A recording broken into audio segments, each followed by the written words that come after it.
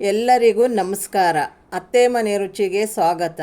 ಇವತ್ತು pepper chicken chops ಮಾಡೋದು ಹೇಗೆ ಅಂತ ತೋರಿಸ್ಕೊಡ್ತೀನಿ ಬನ್ನಿ. kg ಚಿಕನ್ ತೊಗೊಂಡು ತೊಳೆದಿಟ್ಟಿದ್ದೀನಿ. ಒಂದು ಚಿಪ್ಪು ತೆಂಗಿನಕಾಯಿ, 2 ಬೆಳ್ಳುಳ್ಳಿ, 3 ಹಸಿಮೆಣಸಿನ್ಕಾಯಿ, 1.5 ಇಂಚು ಶುಂಠಿ, ಒಂದು ಚಿಟಿಕ ಅರಿಶಿನ, 1.5 ಟೀ ಸ್ಪೂನು ಕಾಳುಮೆಣಸು, ಅರ್ಧ ಕಟ್ಟು ಕೊತ್ತಂಬರಿ ಸೊಪ್ಪು. ಒಂದು ಮಂದವಾಗಿರೋ ಪಾತ್ರೆ ಸ್ಟವ್ ಮೇಲೆ ಇಟ್ಕೊಂಡಿದ್ದೀನಿ. ಅದಕ್ಕೆ 2 ಟೇಬಲ್ ಸ್ಪೂನ್ ಎಣ್ಣೆ ಹಾಕ್ತಾಯಿದ್ದೀನಿ. ಈಗ ತೊಳೆದಿಟ್ಟಿರೋ ಚಿಕನ್ ಹಾಕ್ತಾಯಿದ್ದೀನಿ ಎಣ್ಣೆಗೆ.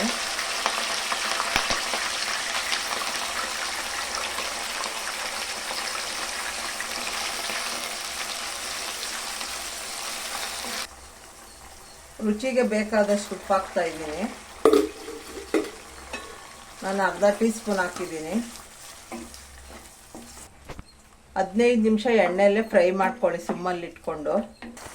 ಇದು ಬೇಯಷ್ಟರಲ್ಲಿ ಎಣ್ಣೆಯಲ್ಲಿ ಬೇಯ್ತಾ ಇರಲಿ ನಿಧಾನಕ್ಕೆ ಸಿಮ್ಮಲ್ಲಿ. ಅಷ್ಟರಲ್ಲಿ ಮಸಾಲೆ ಆಡಿಸ್ಕೊಳ್ಳೋಣ.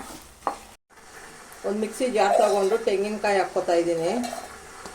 ಶುಂಠಿ, ಕೊತ್ತಂಬರಿ, ಮೆಣಸಿನ್ಕಾಯಿ ಹಾಕ್ತಾಯಿದ್ದೀನಿ. ಅರಿಶಿನ ಪೌಡ್ರ್ ಸೇರಿಸ್ಕೊತಾ ಇದ್ದೀನಿ. ಕಾಳುಮೆಣಸು ಹಾಕ್ತಾಯಿದ್ದೀನಿ. ಇದು ಇಂಪಾರ್ಟೆಂಟ್. ಕಾಳುಮೆಣಸೇನೆ ಖಾರಕ್ಕೆ ಜಾಸ್ತಿ. ನಿಮ್ಗಿನ್ನ ಖಾರ ಬೇಕು ಅಂದರೆ ಇನ್ನೂ ಸ್ವಲ್ಪ ಹಾಕ್ಕೋಬೋದು. ಬೆಳ್ಳುಳ್ಳಿ ಚಿಪ್ಪೆ ಬಿಡಿಸ್ಬಾರ್ದು, ಹಾಗೆ ಹಾಕಬೇಕು. ಇದೀಗ ನುಣ್ಣಕ್ಕೆ ಆಡಿಸ್ಕೊಳ್ಳೋಣ. ಒಂದು ಮಿಕ್ಸಿ ಜಾರ್ ತಗೊಂಡು ತೆಂಗಿನಕಾಯಿ ಹಾಕ್ಕೋತಾ ಇದ್ದೀನಿ.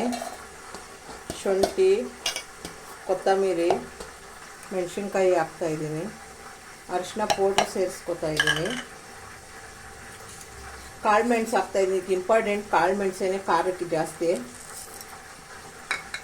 ನಿಮ್ಗಿನ್ನ ಖಾರ ಬೇಕು ಅಂದರೆ ಇನ್ನೂ ಸ್ವಲ್ಪ ಹಾಕ್ಕೋಬೋದು. ಬೆಳ್ಳುಳ್ಳಿ ಚಿಪ್ಪೆ ಬಿಡಿಸ್ಬಾರ್ದು, ಹಾಗೆ ಹಾಕಬೇಕು.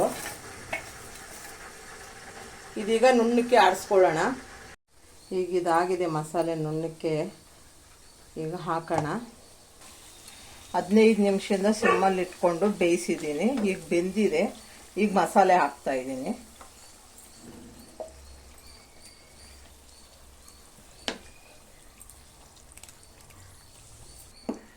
ಮಸಾಲೆ ಹಾಕಿ ನೀಟಾಗಿ ಕಲಿಸ್ಕೊಳ್ಳೋಣ. ಈಗ ಆವಾಗಲೇ ಚಿಕನ್ ಉಪ್ಪು ಹಾಕಿದ್ದೆ. ಈಗ ಮಸಾಲೆಗೆ ಒಂದು ಸ್ವಲ್ಪ ಕಮ್ಮಿ ಇತ್ತು, ಹಾಕ್ತಾಯಿದ್ದೀನಿ. ನೀವು ನೋಡ್ಕೊಂಡು ಹಾಕ್ಕೋಬೇಕು. 10 ನಿಮಿಷ ಬೇಯಿಸ್ಕೋಬೇಕು ಇದು ಮಸಾಲೆಯಲ್ಲೇ, ಹಸಿ ವಾಸನೆ ಹೋಗೋ ತನಕ.